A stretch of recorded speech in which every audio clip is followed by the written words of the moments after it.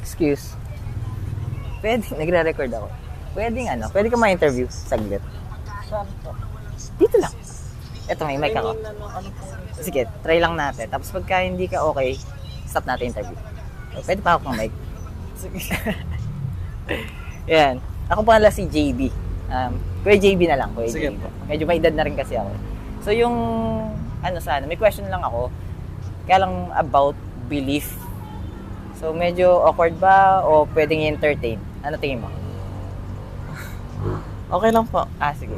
Anyways, usually nag-upload ako sa social media ko, pagka tingin mo hindi mo gustong i-upload yung napag-usapan natin, yung mga tanong ko, okay lang naman, sabi mo lang sa akin. Sige po. I just wanna share some belief na pwedeng hindi mo pa alam, baka alam mo na rin. So, may first question is, ano muna pangalan mo? Nickname na lang. Kai po. Kyle.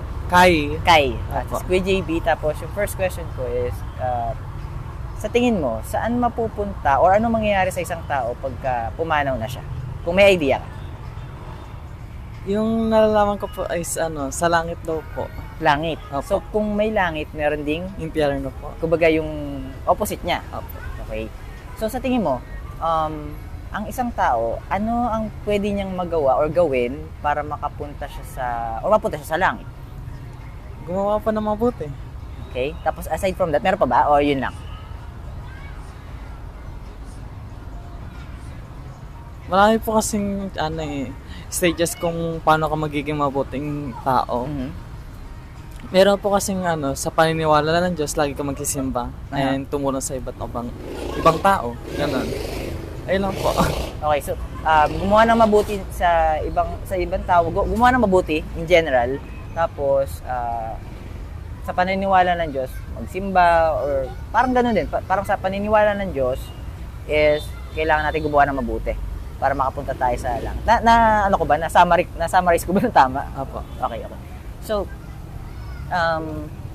tingin mo, if just in case, sa sitwasyon mo ngayon, pwede mo rin akong tanungin mamaya para marinig mo yung sagot ko. Sa tingin mo, enough na kaya yung nagawa nating tama para makapunta sa langit? Just in case, kasi walang nakakaalam kung kailan tayo papanaw, iba-iba yung oras. Just in case, let's say, knock on wood, tomorrow, tingin mo, yung ginawa mong kabutihan ngayon, enough na to earn your way to heaven? But knock on wood muna tayo, kasi usapan natin medyo pumano. Ano po? Para sa akin lang po, hindi po. Kasi po,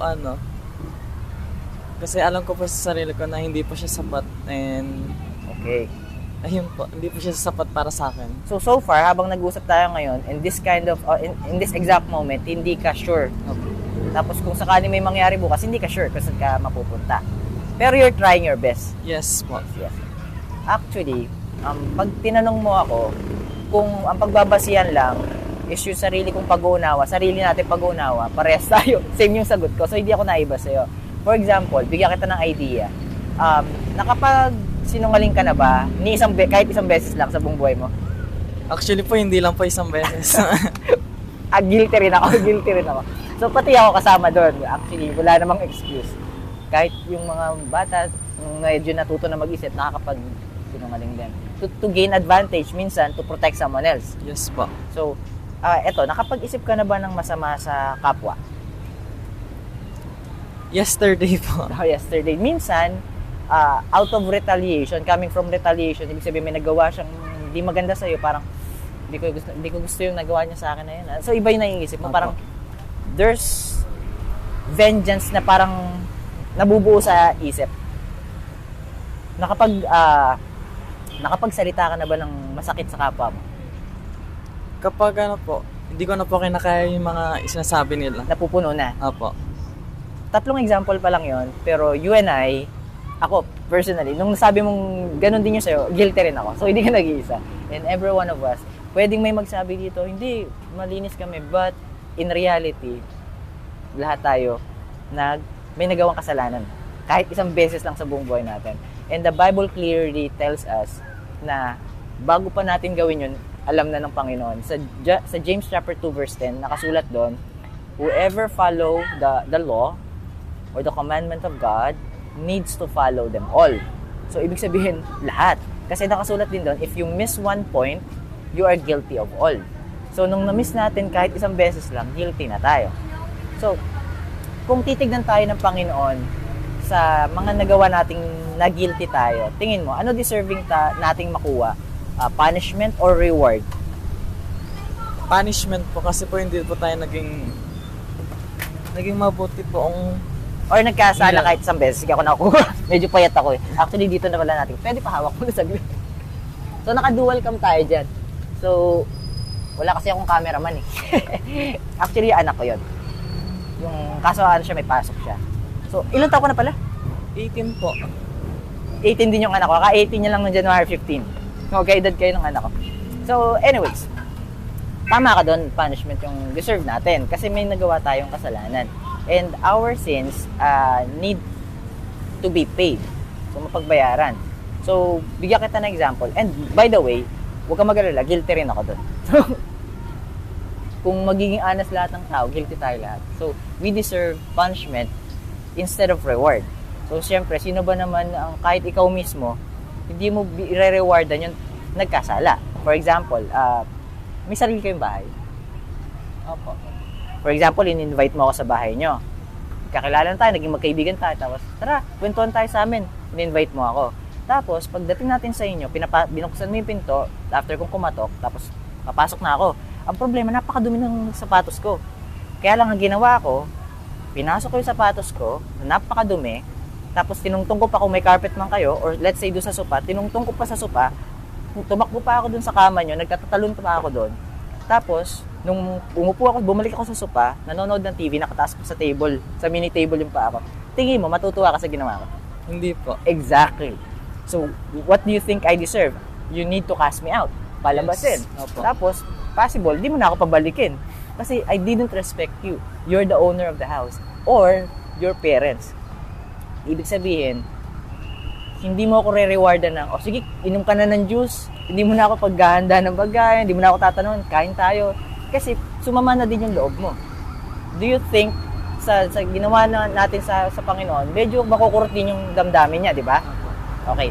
So actually, medyo maganda ng usapan natin, medyo smooth lang. Pero bigyan kita ng example para lang mapatunayan natin na tama yung iniisip mo tsaka yung share ko. Sa justice system, sa bali pangmundo, sa sistema ng husgado dito sa Pilipinas o sa buong mundo to eh. Kung halimbawa si Kuya JB, nagkasala ako, matinding krimen. So let's say, hindi ko sinasadya, kaya lang matindi yung nagawa ko. Ngayon, may camera, CCTV, caught in the act, tapos meron pang 10 witnesses. Pagdating sa korte, natapos yung hearing, ang hatol ng judge sa akin, JB, guilty beyond reasonable doubt, life sentence. Pwede ko bang sabihin sa judge na, Judge, naku po, sorry talaga, hindi ko naman talaga sinasadya. Kung alam ko lang din na ganyan yung mangyayari at magiging hatol ko, mag-iingat po ako talaga ng gusto. Pwede niyo po ba akong patawarin na lang at hindi na po ako uulit? Tingin mo, papatawarin ako ng judge? Hindi po kasi po, sobra-sobra po yung ginawa niyo po eh. Exactly. Kahit na sabihin nating aksidente yan, kung merong naapektuhan na ibang tao, pagka pinalaya ako ng judge, hindi siya patas. Opo. Hindi siya dapat naupo doon. Pero dahil nakaupo siya doon, napagtiwalaan siyang maging patas. So tama rin yung sagot mo. Di ako dapat patawarin ng judge. Kailangan kong pagbayaran yung sentensya ko. And if that judge is fair, what more God? Diba? So, ngayon, pupunta na tayo sa good news. So, kung tayo lahat nagkasala, in reality, we are bound to hell. Kaya lang, ang naging turo sa atin, actually deception ito, na para yung mga kasalanan mo, kailangan mong bayaran ng paggawa ng mabuti. Diba, nung humingi ako ng patawad sa judge, mabuti naman yung intention ko. Tapos sincere naman ako na hindi ko na ulit eh. Okay. Kaya lang dahil may nagawa akong mali, kailangan ng judge na mapagbayaran ko yon para may matutunan akong lesson. So pagka ang mindset natin, yung kasalanan ko ngayon, babayaran ko ng mabuting gawa, paggawa ng mabuti sa kapwa para mapagbayaran yung kasalanan, hindi rin siya nababayaran dahil hindi siya nawawala. Tama ba? Bigyan kita example. Kunyari yung, alimbawa yung kasalanan natin yung dumi sa loob ng bahay. So, lilinisin natin, wawalisin. Ngayon, may carpet tayo halimbawa. Pag inangat mo yung carpet, tapos winalis mo yung dumi na nawalis mo, nilagay mo sa ilalim ng carpet at tinakpan mo ulit, wala na yung dumi. Hindi na siya visible. The problem is, the challenge, pag inangat yung carpet, Nakikita yung dumi. andun pa rin yung dumi. Hindi siya nawala. So, dun sa analogy na yon, hindi siya perfect analogy, pero nagme-make sense, no? Opo. So, kung hindi nawala yung dumi, ibig sabihin, hindi natin napagbayaran yung kasalanan natin. And God knows about it. Kasi si God, hindi siya bounded, hindi siya tali sa oras ng tao. Kasi yung oras ng tao, time, space, and matter, tayo lang naman din nag-calculate nun, tayo lang nag-invento nun. But God is outside time, space, and matter. God knows the past, present, and future. God sees our future. He knows the sins that we'll be committing. God said, they can never pay for their sins. Kasi nakasulat sa Romans chapter 6 verse 23, the wages of sin is death, but the gift of God is eternal life through Jesus Christ our Lord. So ano ibig sabihin nun? Actually, ano yun? Bad news and good news. Sa isang verse na yon. Yung bad news, kailangan pagbayaran ng kamatayan ng kasalanan. The bad news about it, pag tayo nagbayad ng kasalanan natin, kailangan natin bayaran ng buhay natin. The good news, God gave us gift. And the gift is He paid for our sins by His life. Now, the question is, paano nabayaran ng Panginoon yung kasalanan natin? He sent His own self, God the Son, which is our Lord Jesus Christ, took a human form and took our sins from us. So, the reason why the Father needs to send the Son, because we cannot save ourselves. And the Father, God the Father, need to send the Son to take all of Kai's sin, past, present, and future sins, pati yung kay Kuya JB, pati yung sa anak ni Kuya JB, pati sa lahat ng tao. Actually, lahat ng tao. Kaya napakabigat ng sinalo ng Panginoong sa Kristo na kasalanan. Kaya yung punishment na pinagdaanan niya is talagang siya lang ang makakagawa. And the reason why God sent His Son to take a human form and took a human form para pakita sa atin na siya lang ang makakagawa na mabayaran yung kasalanan natin at di natin kayang bayaran yung kasalanan natin. So, ganito yung good news. And ang good news, also known as gospel. Ang totoong good news, kay hindi mo pwedeng bayaran yung kasalanan mo kasi pag binayaran mo yung kasalanan mo, mapapalayo ka sa akin the rest of your eternal life at mapupunta ka sa impyerno kasama mo si Satan at yung iba pa. Hindi ako makakapayag. So, gagawa ako ng paraan. So, ang gagawin ko kay kukunin ko lahat ng kasalanan mo sa'yo, past, present, and future sins, ako na magbabayad. Ngayon, binayaran ko na yon kay. The only thing you have to do is believe that I am God and I paid for all of your sins. Ngayon, kung tinanggap mo yung sinasabi ng Panginoon na siya nagbayad ng kasalanan mo at binayaran niya 100% ng iyong kasalanan, ilang kasalanan pa kay ang natitira sa'yo? Isa? Alright, ulitin natin. Kung binayaran ng Panginoong Diyos ang kasalanan ni Kai nung kahapon at lahat ng nakaraan niya, tapos yung kasalanan niya ngayong araw na to, tapos yung lahat ng kasalanan ni Kai bukas at sa natitira pa niyang buhay, hanggang sa huling buhay niya, bayad din ng Panginoon. Lahat yun binayaran. Ilang kasalanan pa ang natira sa'yo? Wala na po. Exactly. And that's the good news of God. Ngayon, kung wala ka ng kasalanan, wala na natirang kasalanan sa'yo, saan ka mapupunta? Sa heaven po. Ilang percent? 100. Exactly. Nakikita mo yan? Opo. That's the good news of God. I've read the Bible twice now, front to back, at magpatatatlong beses na. Hindi ko sinasabi yun para ipagmalaki. Ang sinasabi ko lang, wala akong nakita sa Bible na gumawa ka ng mabuti, magkakaroon ka ng eternal life. Eternal life is grace through faith. For ye are saved by grace through faith, and not of yourselves, it is a gift of God. Not of works, so no one can boast. Ephesians chapter 2 verse 8 and 9. So ano ibig sabihin nun? Naligtas ka dahil sa grasya. Ngayon, ang akala ng iba, sinasabi, ang maling turo, yung grasya, kailangan mong maging deserving, maging worthy. Kaya kailangan mo gumawa ng mabubuti na sa kapwa, sa sarili mo, pagtulong sa iba, na Ang nangyayari, ang tinuturo ng kalaban, which is Satan, is for you to earn salvation. For you to achieve salvation or eternal life. Ang ibig sabihin ni Satan doon, Genesis chapter 3 verse 5. Yung diniceive ni serpent, ni Satan, si Eve. Sabi ni Satan kay Eve, alam mo Eve, sabi ng Diyos, huwag kang kumain yan, ng prutas na yan. Alam ng Diyos, pag kinain mo yan, magiging matalino ka. Bubukas yung mata mo at magiging matalino ka. Ano ibig sabihin nun? Mag-make sense sa'yo ang mundo. Pagka hindi nagme-make sense sa'yo, hindi mo tatanggapin. Kasi alam mo. And yung pangalawang sinabi ni Satan, and you will be as gods. Magiging kang parang Diyos. Knowing good and evil. Ano ibig sabihin ni Satan nun? Ikaw ang magbibigay ng kaligtasan sa sarili mo. Ituturing mo yung sarili mong Diyos, pero hindi mo sasabihin yun sa sarili mo kasi nalililang kita eh. Pero in reality, para mong sinasabi, Diyos ako, ililigtas ko yung sarili ko sa paggawa ng mabuti. Pero sabi ng Diyos, ako ang Diyos. Ikaw, created sa image ko. Ang gusto ko sanang mangyari, ako magligtas sa'yo para wala kang maipagmalaki sa akin. Tingin mo, nagme-make sense yun? Pag niligtas ka ng Diyos, meron kang maipagmamalaki sa Diyos. Pag niligtas ka ng Diyos, binigyan ka ng eternal life, meron kang maipagmamalaki sa Kanya, maipagyayabang kung bakit ka nakapunta sa langit.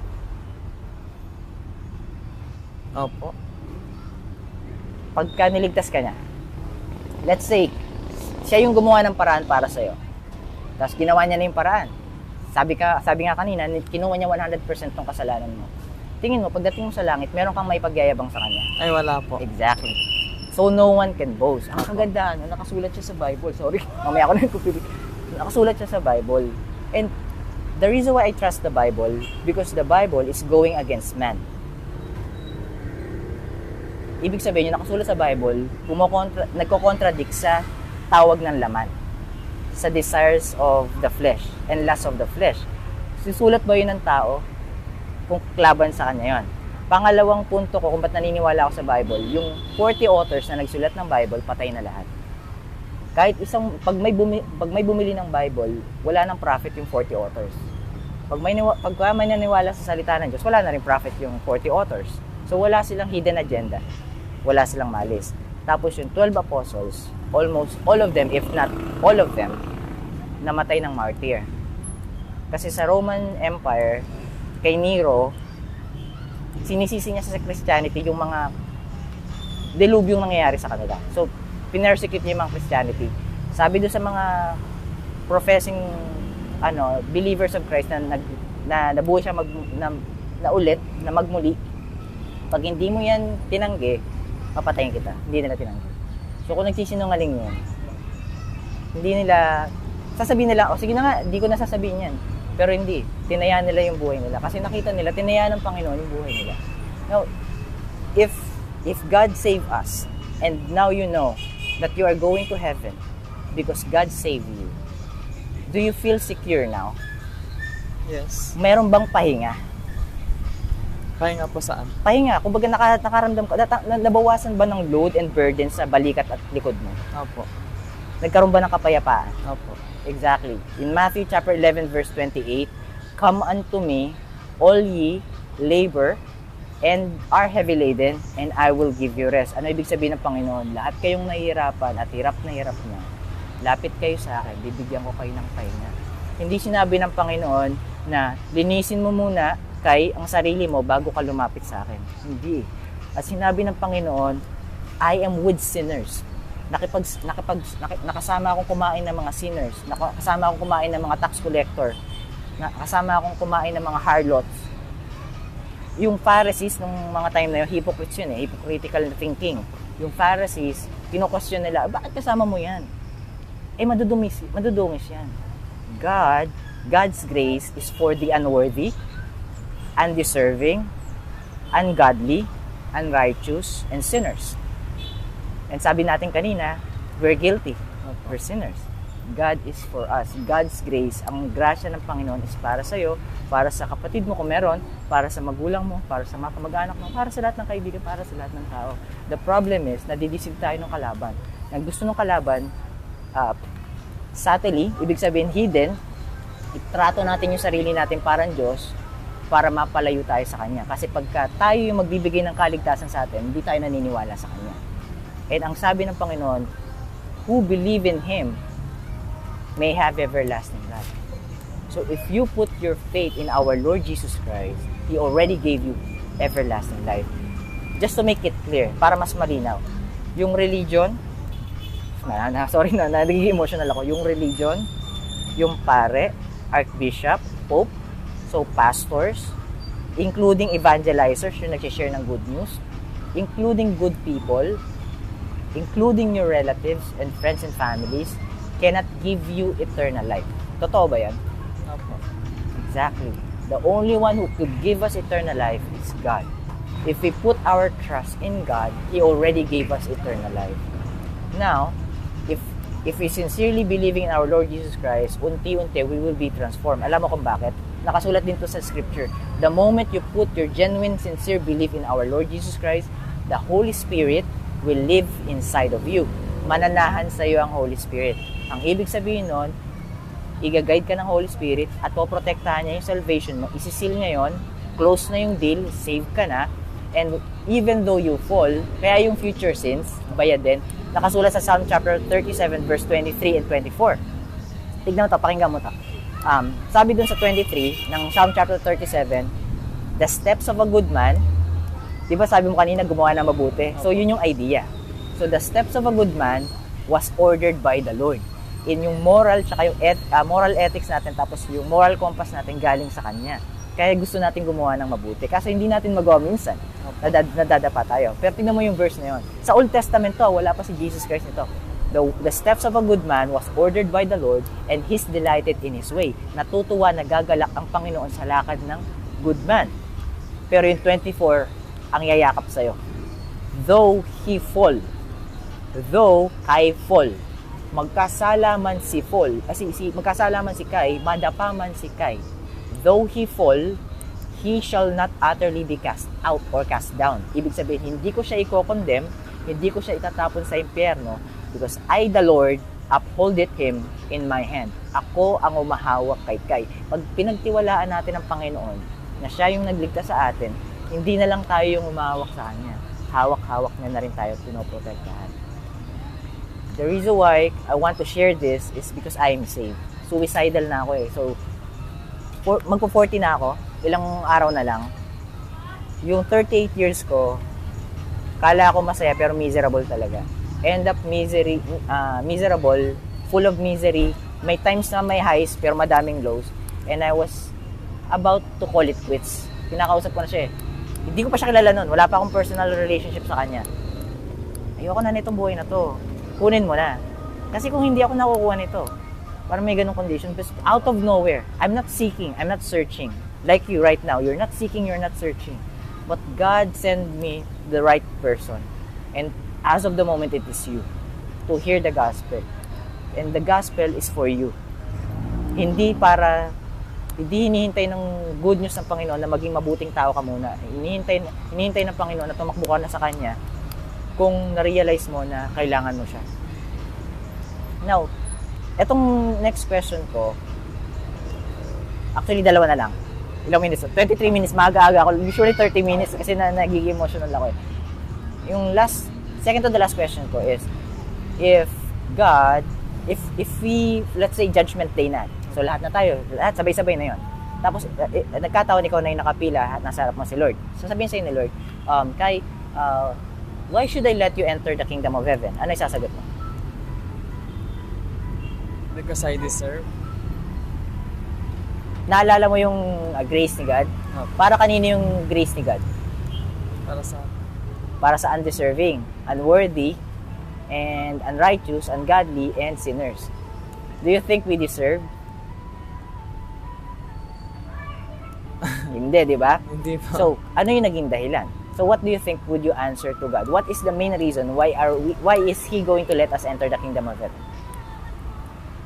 Because I undeserving. Sorry? Undeserving person po. Tapos, aside from that,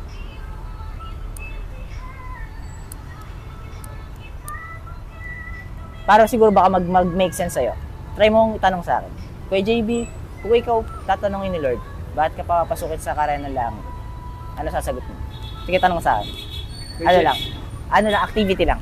Sige po. Kuya JP, ano pong sasabihin niyo po kapag tinanong po kayo ni God kung dapat ba kayong papasukin sa heaven? Ang sagot ko doon is dahil sa Kanya. Dahil binayaran niya lahat ng kasalanan ko kahit na hindi ako karapat-dapat. At wala akong naiambag sa ginawa niya para papasukin niya ako sa karera ng langit. Lahat ng ginawa niya ay mabuti, lahat ng ginawa niya ay perpekto. Wala man lang ako nai-add sa ginawa niya. Dahil sa Kanya lang, Lord, dahil sa iyo lang. Wala ako, di ako karapat-dapat na umarap sa iyo. Pero dahil sa salita mo at dahil sa ginawa mo, andito ako ngayon. Ikaw lang, wala ako. Ano nakita mo sa difference do sa answer? Ano nakita mo difference sa answer? Ano po?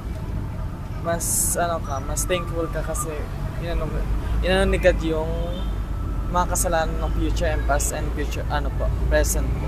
Exactly. Ang naging, ito yung nasa isip ko ngayon. Ituturo ko siya, hindi ko ituturo yung sarili ko. Kasi pagka tinuro ko yung sarili ko, andun pa rin yung taints, andun pa rin yung blemish. In a way, ganito kasi proseso.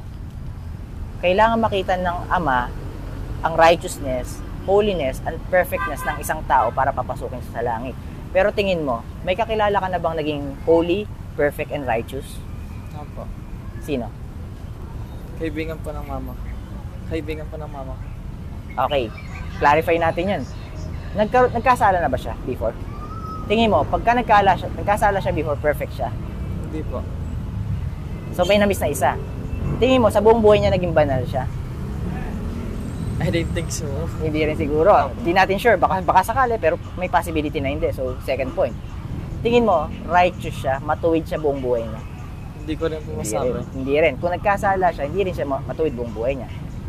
Ang makakapasok sa pintuan ng langit ay perfect, righteous, and holy. Wala palang makakapasok, Lord, kung ganun yung requirements mo. Sabi ko nga kanina, God made a way. Si Jesus Christ, perfect, holy, and righteous. Ang ginawa ng Panginoon, binalot niya tayo ng dugo. Ang gustong makita ng Ama, yung dugo ng anak. Para makita ng Ama, yung perfectness, righteousness, and holiness ng kanyang anak na bumabalot sa'yo. Ibig sabihin, hindi nakikita na ng Ama o hindi pinili ng Ama na wag nang tignan yung mabubuti mong nagawa, pati yung mga hindi mo mabuting nagawa. Kasi yung hindi mo mabuting nagawa, tainted yung mga mabubuti mong nagawa. Alam mo kung saan nakasulat yun? Sa Hebrews chapter 10 verse 17. And their sins and iniquities I will remember no more. Kakalimutan ko na yon. So para makalimutan ko yon, dapat di ko makita yon. So ang kailangan ko makita, dugo ni Kristo. Pagka tinanggap natin si Jesus Christ na our Lord God and Savior, it means we are allowing the blood of our Lord Jesus Christ to cover us fully. And the Father would see the blood of His Son, and that's the reason why you're going to enter the kingdom of heaven. It means everything that you're doing doesn't matter. If we're talking about eternal life, kingdom of heaven.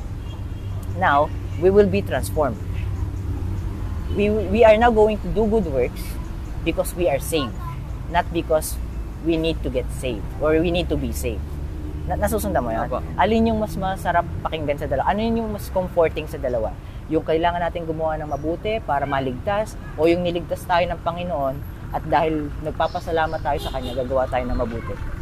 Yung niligtas po tayo ng Lord kasi ano po yung Dahil nung niligtas tayo ng Panginoon at nagpapasalamat tayo sa Kanya, kaya tayo gumagawa ng mabuti. Or gagawa muna tayo ng mabuti para maligtas tayo. Alin yung mas comforting? yung nag-thankful po tayo sa God. Exactly. So, ang ibig sabihin nun, yung salvation na na-receive mo, pagka na-receive mo si God na tigapagligtas mo, magbubunga siya. Pero hindi naman instantly perfect ka na, holy ka na.